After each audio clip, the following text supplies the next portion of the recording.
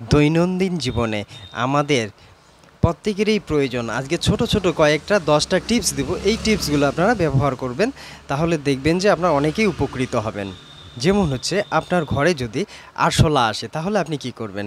1 number tips, আপনার ঘরে যদি আরশোলা আসে তাহলে আপনার ঘরে বা রান্নাঘরে যেখানে আরশোলা আসুক না কেন, ঘরের কোণগুলোতে আপনি কি হচ্ছে 2টা করে লবঙ্গ রাখবেন। দেখবেন যে আপনার ঘরে আরশোলা আসা বন্ধ হয়ে গেছে। 2য় নাম্বার টিপস হচ্ছে, আপনার ঘরে মশা আছে, তো আপনি কিছু করতে হবে না, আপনাকে শুধু নিম পাতা নিয়ে আসতে হবে, সেটা শুকাতে হবে। শুকিয়ে আপনি নিম পাতার ধোঁয়াটা ঘরের মধ্যে দিবেন। দেখবেন যে আপনার ঘরে মশা থাকবে না। 3য় নাম্বার টিপস হচ্ছে, আপনার ঘরে যদি কি হয়, মাছি থাকে, মাছি, তো হচ্ছে কী করবেন, কর্পূর কর্পূরটা আপনি যেটা কাপড়ের মধ্যে রাখে সেন্ট উঠে, যেটাকে কর্পূর বলে, তো এই কর্পূর আপনি নেবেন, নিয়ে কি করবেন, তেলের মধ্যে সলতা পাকিয়ে কর্পূর মিশ্রিত করে আপনি ঘরে দিবেন। আপনার হচ্ছে যে ধোঁয়াটা উঠবে তাতে মাছি আসা বন্ধ হয়ে যাবে।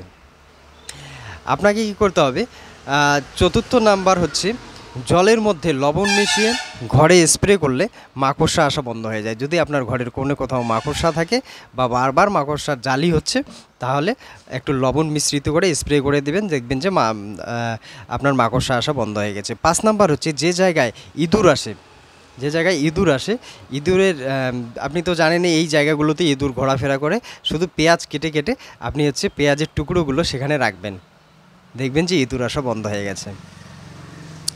6 নাম্বার হচ্ছে, জলের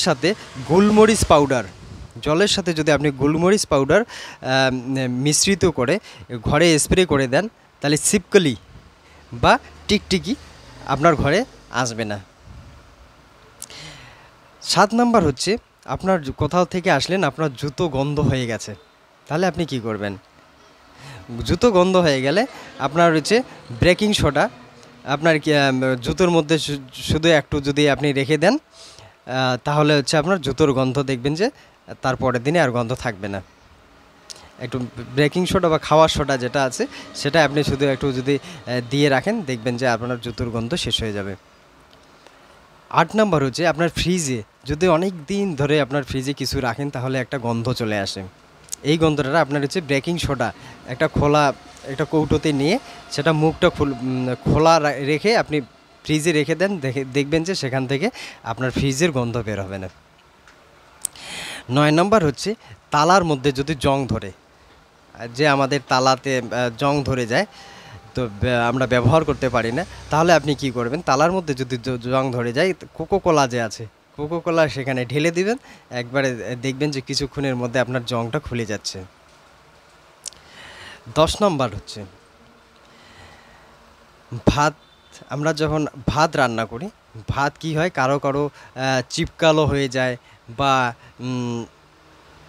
একদম আটা জাতীয় হয়ে যায়, তো যখন রান্না করবেন 1 চামচ সরষের তেল সেখানে দিয়ে দেবেন, দেখবেন যে কারো গায়ে কোনো ভাত লাগবে না, একদম ঝরঝরা হবে ভাতটা। তো হচ্ছে এগুলো আপনারা করবেন, অবশ্যই এর থেকে উপকৃত হবেন। আজকে এখানে রাখছি, আবারও দেখা হবে নেক্সট ভিডিও।